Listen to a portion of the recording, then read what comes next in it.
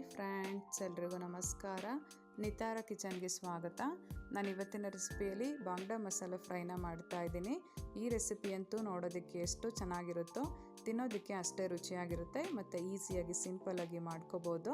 ಮಾಡೋದಕ್ಕಿಂತ ಮುಂಚೆ ಇನ್ನೂ ನನ್ನ ಚಾನಲ್ಗೆ ಯಾರೇ ಸಬ್ಸ್ಕ್ರೈಬ್ ಆಗಿಲ್ಲ ಪ್ಲೀಸ್ ಸಬ್ಸ್ಕ್ರೈಬ್ ಮಾಡಿ, ವಿಡಿಯೋ ನೋಡಿ ಹೀಗೆ ಸಪೋರ್ಟ್ ಮಾಡ್ತಾಯಿರಿ ಅಂತ ಹೇಳ್ತಾ ಈ ವಿಡಿಯೋನ ಸ್ಟಾರ್ಟ್ ಮಾಡ್ತಾ ಇದ್ದೀನಿ.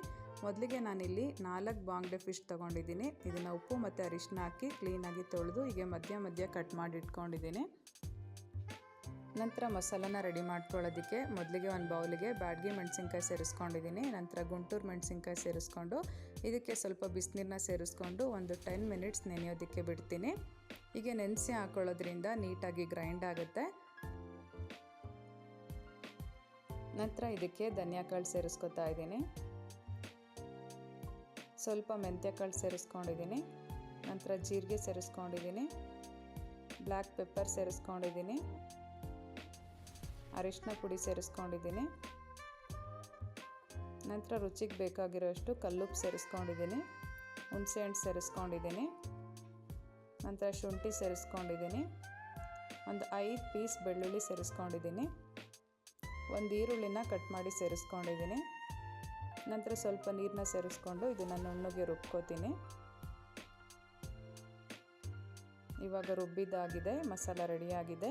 ಇವಾಗ ರುಬ್ಬಿರೋ ಅಂಥ ಮಸಾಲದಲ್ಲಿ ಒಂದು 2.5 ಟೇಬಲ್ ಸ್ಪೂನ್ ಆಗುವಷ್ಟು ಮಸಾಲನ ಒಂದು ಪ್ಲೇಟಿಗೆ ಸೇರಿಸ್ಕೊತಾ ಇದ್ದೀನಿ.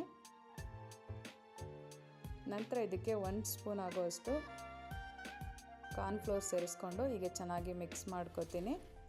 ಕಾರ್ನ್ಫ್ಲೋರ್ ಹಾಕೋದ್ರಿಂದ ಫಿಶಿಂಗ್ ಕೋಟಿಂಗ್ ಎಲ್ಲ ಪಾನಿಗೆ ಅಂಟ್ಕೊಳ್ಳೋದಿಲ್ಲ.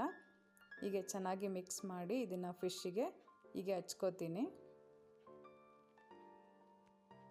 ಹೀಗೆ ಒಂದೊಂದೇ ಮೀನಿಗೂ ನೀಟಾಗಿ ಮಸಾಲಾನ ಹಚ್ಕೋಬೇಕು.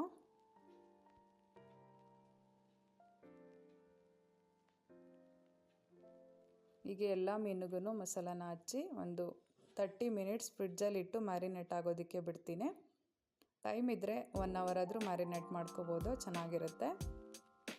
ನಂತರ ಸ್ಟವ್ ಮೇಲೆ ಒಂದು ಪ್ಯಾನ್ ಇಟ್ಟು ಅದಕ್ಕೆ ಒಂದು 5 ಟೇಬಲ್ ಸ್ಪೂನ್ ಆಗೋಷ್ಟು ಎಣ್ಣೆ ಸೇರಿಸ್ಕೊತಾ ಇದ್ದೀನಿ.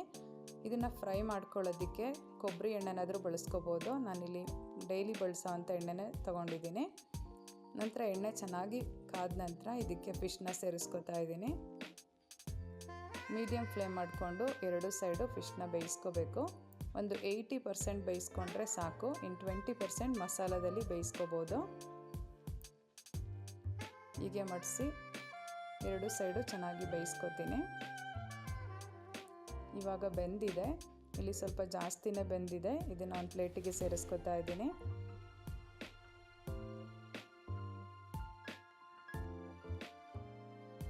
ನಂತರ ಅದೇ ಪ್ಯಾನಿಗೆ ಕರಿಬೇವಿನ ಸೊಪ್ಪನ್ನ ಸೇರಿಸ್ಕೊಂಡಿದ್ದೀನಿ. ಕರಿಬೇವಿನ ಸೊಪ್ಪು ಹಾಕೋದ್ರಿಂದ ಫ್ಲೇವರ್ ತುಂಬಾ ಚೆನ್ನಾಗಿರುತ್ತೆ. ನಂತರ ಇನ್ನು ಉಳಿದಿರೋ ಅಂಥ ಮಸಾಲನ ಸೇರಿಸ್ಕೊಂಡಿದ್ದೀನಿ. ಮೀಡಿಯಮ್ ಫ್ಲೇಮ್ ಮಾಡಿಕೊಂಡು ಹೀಗೆ ಚೆನ್ನಾಗಿ ಮಿಕ್ಸ್ ಮಾಡಿ ಹಸಿ ಸ್ಮೆಲ್ಲೆಲ್ಲ ಹೋಗೋವರೆಗೂ ಫ್ರೈ ಮಾಡ್ಕೋಬೇಕು. ಹೀಗೆ ಸೈಡಲ್ಲೆಲ್ಲ ಚೆನ್ನಾಗಿ ಎಣ್ಣೆ ಬಿಡೋವರೆಗೂ ಫ್ರೈ ಮಾಡಿಕೊಂಡು ನಂತರ ಇದಕ್ಕೆ ಫ್ರೈ ಮಾಡಿ ಇಟ್ಕೊಂಡಿರೋ ಅಂಥ ಫಿಶ್ನ ಸೇರಿಸ್ಕೊತಾ ಇದ್ದೀನಿ. ಹೀಗೆ ಒಂದು ಸ್ಪೂನಿಂದ ಮಸಾಲನೆಲ್ಲ ಫಿಶ್ಶಿಗೆ ಹಚ್ಕೋತೀನಿ. ಹೀಗೆ 2 ಸೈಡು ಫಿಶ್ಶಿಗೆ ಹೀಗೆ ಮಸಾಲಾನ ಹಚ್ಕೊಂಡು ಒಂದು 5 ಮಿನಿಟ್ಸ್ ಮೀಡಿಯಮ್ ಫ್ಲೇಮಲ್ಲಿ ಫ್ರೈ ಮಾಡ್ಕೋಬೇಕು.